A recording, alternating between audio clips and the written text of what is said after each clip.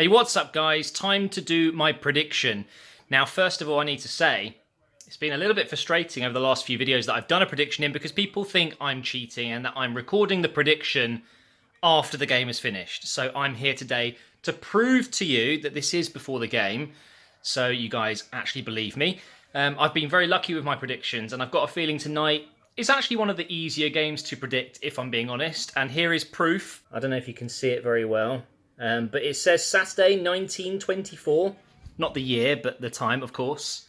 So we're about, 20 minutes, 25 minutes away from kickoff. So also just watching the post-match celebrations for Fulham. Congrats to Fulham fans, by the way. I think that's the best way to get promoted, by winning the playoff, but stressful, to say the least. What a game.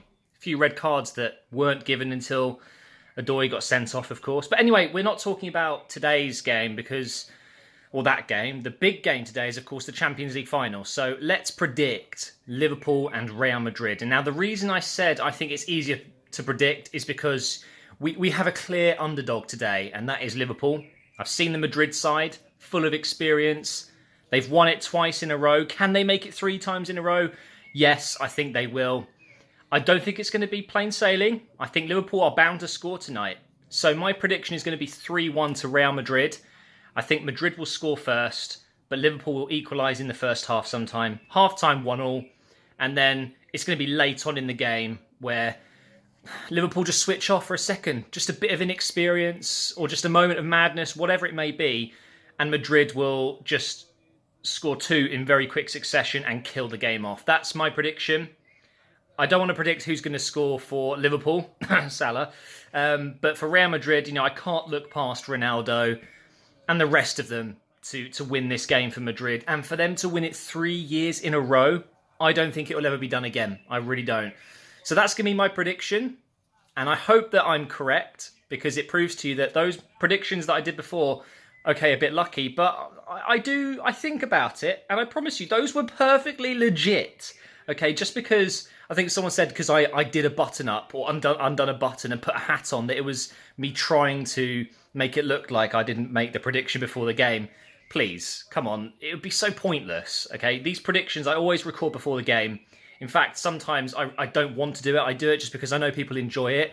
But it's quite frustrating if I'm out and about knowing I've got to get home to record a match prediction, and then I can continue doing other things and then watch the game. So today I'm doing it on my phone, half an hour before the game or whatever it is. I'm really excited for the game. I'm really eager to see, the result, because if Liverpool do win this, I think it might go down as equally their biggest win ever. Istanbul against Milan. I don't think they'll beat that kind of epic result, coming back from 3-0 down. But beating Real Madrid when they're going for a 3rd win in a row in the Champions League, that would be serious history. So, question for you guys before I end this little clip here. Which Liverpool team is better? The current team or the team that won it with Gerrard? Let me know your thoughts down below. And hopefully my 3-1 prediction is correct. I will see you in just a moment for the match review. So there we have it. Real Madrid, 3 years in a row, European champions. They are quite literally the best at what they do. And that is winning the Champions League. It will never be done again. I'm sure of it. And by the way, my prediction was spot on again, okay? And there's proof, undeniable proof, that I recorded it before the game started. So all of you haters that think that I fake my predictions, I'm clearly just being Mystic MGH once again. Let's hashtag it. I mean, it was easy to predict that Madrid were going to win. I just had a feeling that 3-1 would be the result. I did not have that confidence in Liverpool to overthrow such an inexperienced team. I think on their day, Liverpool can beat anyone. Today wasn't their day. Losing Salah in the first half was not only a travesty for Liverpool, but a travesty for everyone watching the game, because he has arguably been the best player this season, in the world, potentially. And going off injured, I think it seems like he dislocated his shoulder, so he should be okay for the World Cup. Thank God for that. I'd really be upset if he missed the World Cup, because I think he's got a huge chance to light up that tournament as well. But he should be back on his feet relatively soon. But it's heartbreaking. Even as an Arsenal fan, who of course a huge rivalry with Liverpool, it's sad to see any team have their key player injured like that in such a big game. He was absolutely bawling it, wasn't he? He was crying, and then Carvajal got injured as well and had to leave. And it was just, the first half was poor, and it was almost emotionally poor as well, because we expected so much, and losing Salah like that, it was a blow for everyone, especially Liverpool fans, but I guess Madrid fans didn't care. They were the only people on the planet happy to see Salah going off. So my prediction originally was 1-1 at half-time. Turns out I was wrong. It was 1-1 just after half-time. Madrid got very, very lucky at times tonight, though. Let's be honest, Karius is not going to be a Liverpool player next season. In fact, it wouldn't surprise me if he had his contract tore up after the game, because he's a fraud. He's committed fraud. Okay, there is no way he's a professional goalkeeper. Okay, I get it. It's very harsh. He's had good moments, but he's had so many bad moments. He's gone. And if he is still at Liverpool next season, I will eat this hat, because there's no way he is good enough to be at Liverpool. And if he does stay, there's no doubt in my mind that they will be bringing someone in.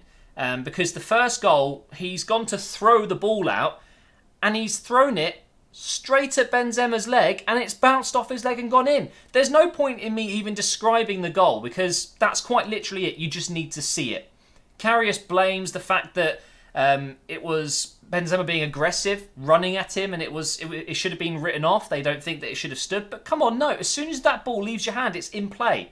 Okay, it's different. I remember Thierry Henry against Blackburn, I think it was, ages and ages and ages ago. He scored a goal where the keeper went to drop kick the ball. As the ball kind of went in the air just above his hand, he stuck his foot out and just about nabbed it. And it was written off. It was disallowed. And I still, to this day, can't believe that wasn't allowed, because the ball left his hand. It was in the air. As soon as the ball is in the air without being in contact with the keeper's hands, it's in play. So no, it's not Benzema's fault at all. In fact, he's done a great job to be there at the right time, right? So, fair play. Karius made a mistake. Thankfully, Mane was there to bring them back into the game. You could see Karius was very relieved, probably the most relieved man on the planet, as well as Liverpool fans, I'm sure, very relieved to see that go in. Because without Salah, they lost a lot of their creativity going forward, it seemed. He does do a lot for that team. I know Mane, Firmino, fantastic. But Salah is the missing piece, isn't he? When he goes missing, they're just not as good. It's as simple as that. But Mane stepped up tonight. I thought he was it was a good performance from him. Hit the post after scoring his first goal, which was a really nice finish. I think Navas got caught off guard a little bit there. So 1-1, again, you need to see the goal. It's difficult to describe goals sometimes. But then Bale gets subbed on. I think he should have started. Although Isco wasn't terrible, it just wasn't his best game ever. As soon as Gareth Bale came on, you just saw the difference. The height, the power, which Isco doesn't have. It was so difficult for Liverpool to contain. Ronaldo, arguably the best player in the world, along with Messi and Salah, whatever. You then got Gareth Bale on the right, Benzema down the middle, and they were constantly rotating. They didn't know who to mark, where to go, and it just happened. The most magical goal I think I will ever see in the Champions League, at least in a Champions League final. I saw the Zinedine Zidane goal. I think it was 2002 against AC Milan. That I don't remember the night very well because I was so young. I was only 9. Was it 2002? I think it was. But I will remember the goal because it's a beautiful goal. It's been replayed millions of times. Okay, I think about Ronaldo's goal against Juventus in the quarters, I believe it was. Doesn't count because it's not in the final, okay? We're talking about beautiful goals in the Champions League finals. But I didn't think that would be beaten this season. And then Gareth Bale, he steps up. I mean, I screamed when it went in. And again, I cannot do it justice, but Marcelo crosses it in. Bale's kind of on the edge of the box. It was a rubbish cross. Bale only had one thing in his mind. There was only one thing he could have done, and that's just to stick a leg out and try and hit it behind him with a bicycle kick. And he did it. And the ball seemed to travel in slow motion. It just dips in. And when it hit the back of the net, I didn't believe it. It was like I was dreaming. It was just absolutely mind-blowing. I cannot explain it. It will be replayed forever. I think it's the best goal in Champions League history since I was born, at least, since I've been watching it. I've never reacted to a goal in the Champions League like that. It absolutely blew my mind. Just unbelievable. So Gareth Bale, he came on after not being picked today. He had a point to prove, and boy did he prove it. He went on and got another goal. But it wasn't really down to him. He shoots from 40 yards, whatever it was, 30 yards. It's straight at Karius. You just think, it's a poor shot, mate. I even looked away because I thought, that's not going anywhere. And Karius, he looks set to get it. Oh, it's gone in. I can't describe it. The ball just hits his hands and goes in. What's he doing? This is the Champions League final, the biggest game that you can have at a club. It quite literally is the biggest game of his career. He won't make it into a Champions League final again, I don't think. I don't think he'll ever get to the World Cup final. He's not going to get into the national team at this rate, is he? So what's he thinking? Clearly just nervous. I don't want to be too harsh because I would shit my pants. If Gareth Bale shot at me with that kind of power, I would be nervous. But I think I would save it. Worst case, I'll just let it hit my face. Okay, but the way he had his hands, they weren't strong. He's got, goalkeeping hands. Okay, he trusts his hands. He works with them every day in training. He does this and it quite literally just bends. Oh my God, I feel so sorry for Liverpool fans because it's the most shocking thing seeing a goalkeeper make a mistake like that. And it pissed me off. It actually did because this is the Champions League final. You don't watch a Champions League final and expect quality of that nature. And fine, put it down to inexperience. He's a young guy. He's only been, playing football for 4 or 5 years. But come on! You're a professional goalkeeper. He's earning thousands and thousands every week. Probably up to, 50, 80,000 per week? I don't know what he's earning at Liverpool, but I'm sure they will not be paying it for much longer because he's got to go. A moment like that, you lose all your confidence. It's just not good enough. He's got to go. And I'm sure Liverpool fans will agree. I can't imagine the kind of reception he's going to get when he gets back to Liverpool. He's going to want to leave. He's going to get death threats. Even though, I want to say though, technically it's not his fault that Liverpool lost tonight because ultimately it's not just the goalkeeper. There are things that the defence can do to stop a shot coming in. Bale's goal, unstoppable. Nothing he could have done about that. And actually Karius' reaction after that went in was just hilarious. It's like, yeah, what can I do about that? The first and the third goal, of course, Karius can do better. First goal, definitely Karius' fault. Third goal, whilst it is a big part of Karius' fault, you could argue that Bale could have been closed down and the shot wouldn't have come in. Or maybe they could have got a deflection on it. But it's still not an excuse, is it? So I think tonight the better team won. The best team in Europe, once again, win the tournament again.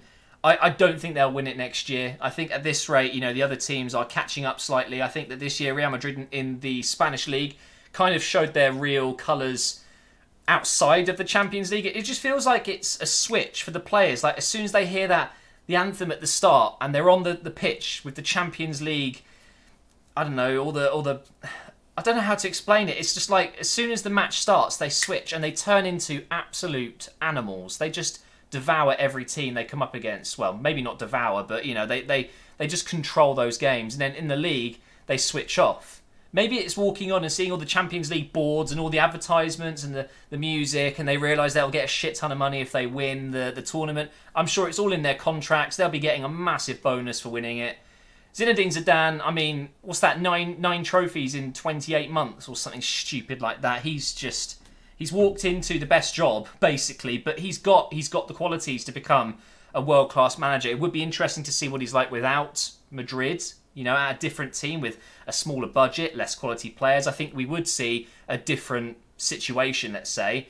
He has been handed one of the best squads of all time, but you cannot underestimate Zinedine Zidane's tactics and the way he gets the team playing. Phenomenal. And I'm sure he'll be staying on for many, many seasons to come, whilst he's still successful, of course. The league was a disappointing one for them this year, but they'll bounce back in that league, I'm sure. 3 Champions Leagues in a row. I'm still in shock at the Gareth Bale goal. He will be in the papers No Ronaldo goal tonight, so he will be in the papers for sure, Gareth Bale. He'll be having all the headlines. Imagine if Ronaldo scored the fourth, okay, let's say it's the 91st minute. He would have ripped his shirt off, he would have ran to the cameras, done his stupid little pose, and he would have been like, yeah, I'm in the papers, I've won the game, but it was Gareth Bale. We all know that Gareth Bale came on today and changed the game. Credit to Zinedine Zidane for doing it, although he should have started, there's no doubt about it. But credit to Bale, who's going to have a lovely summer off. He is going to have just such a relaxing break. He can watch the World Cup from the comfort of his sofa and not worry about being in Russia. And he goes again next year, whether it's at Real Madrid or not, who knows. But thank you so much for watching this, guys. This is the final match review of the season, of course. It's the World Cup in just 2.5, 3 weeks. So I'll be doing Operation World Cup or Operation England maybe. But it's been an incredible season. I've really enjoyed making these match reviews. I've done more and more as the season's progressed. Operation Arsenal will be here to stay. We'll be starting again during the summer, of course, when we start making some signings. Now that Emery's here, there's going to be updates, all sorts of things. So you can stick around for that. But match reviews are here to stay. I love doing them. Career mode's here to stay as well. And again, FIFA 11 content. I'm doing more. Don't worry, it is coming. But also a new FIFA 18 career mode will be up at some point. So make sure you subscribe for that. Make sure you press that bell icon because the sub boxes are broken these days. So you get notified when I upload, and I will see you next time.